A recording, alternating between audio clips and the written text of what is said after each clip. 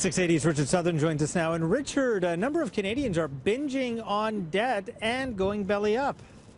Yeah, we got the latest debt numbers in from Equifax. This is excluding mortgages, and boy, the numbers are pretty big. So the average Canadian debt load, excluding that mortgage, Francis, just over $22,000. That's up 3.6% on a year-over-year basis. All told, Canadians owe a little more than $1.7 trillion.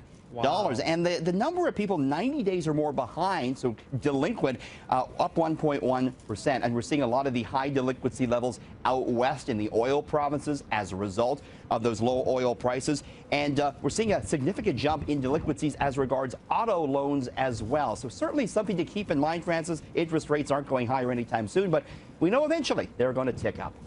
Now, you may need a loan to head to this new Starbucks cafe that the chain plans to open up here.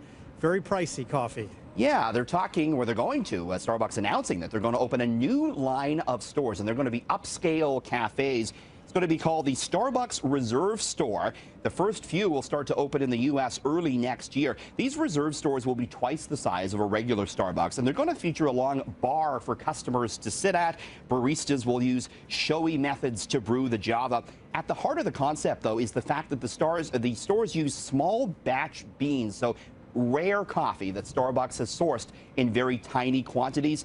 The coffee sells for $10 or more per cup, we understand. The new Reserve stores will also sell wine, beer, and spirits, and they'll bake their own pastries. It was announced last week that CEO and the creator of Starbucks, Howard Schultz, was stepping down as CEO to head up this new concept, Francis. $10 for coffee. Did I hear you right? $10, but it's supposed to be tasty. You don't want to put milk or sugar in this. This is the rare type of coffee beans that you're going to be enjoying here. Quite the hit of Java. Now, here's a hit for airline passengers, because you know airline travelers are used to being nickeled and dimed for everything, right? Baggage, if you want this, you want that, you want a meal. But now overhead space, really? Yeah, this is the next thing to go. Want to use the overhead bin? Got to pay up. So United offering a new basic economy fare. Passengers who purchase this cheapest of all fares will be allowed only one bag to bring on the plane, but it has to fit under the seat. You can't use the overhead. Basic economy passengers will also board last and won't have their seats assigned until departure, meaning you might have to sit apart from your friends and family. So the question is, what's next? What are the airlines going to charge for next?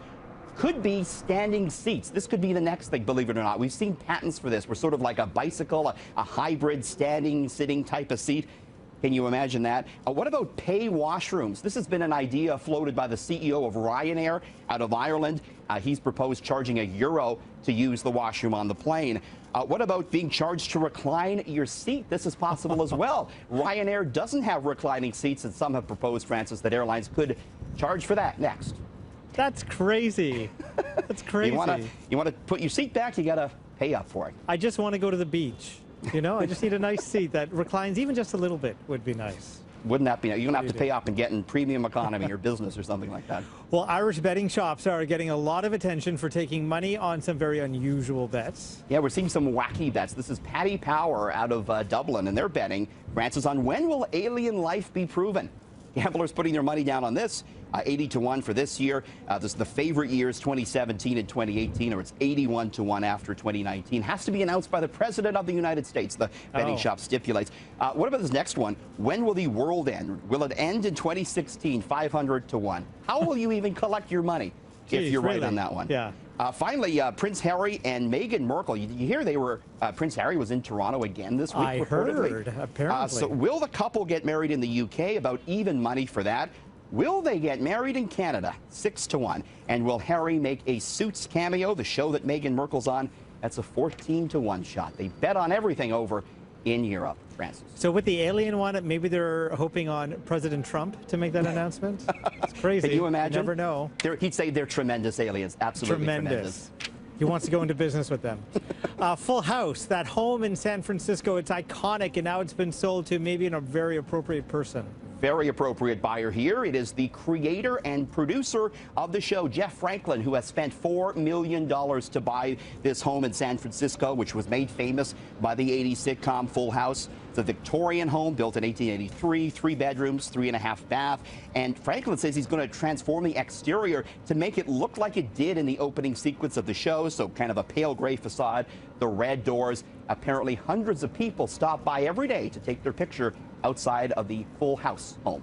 Very cool. All right. Thank you, Richard. Thanks.